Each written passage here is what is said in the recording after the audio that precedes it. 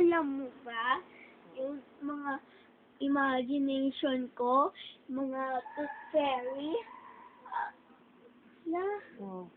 mga tooth fairy, yung boy, natanggal yung pipe niya na teeth, tapos paggising niya, mayroon na siyang 5 teeth, tapos paggising niya, may 5 pesos siya. Imagination ko. Oo. What else? Yun lang. Ewan ko pa. Yun lang. Oh, pray ka na. Pray.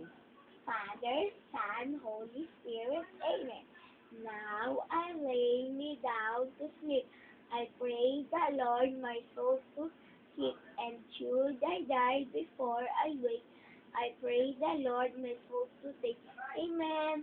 Sana po, pag-gising ko, sana po, imagination ko, yung sinabi ni Mami Owen, o kaya mga good imagination.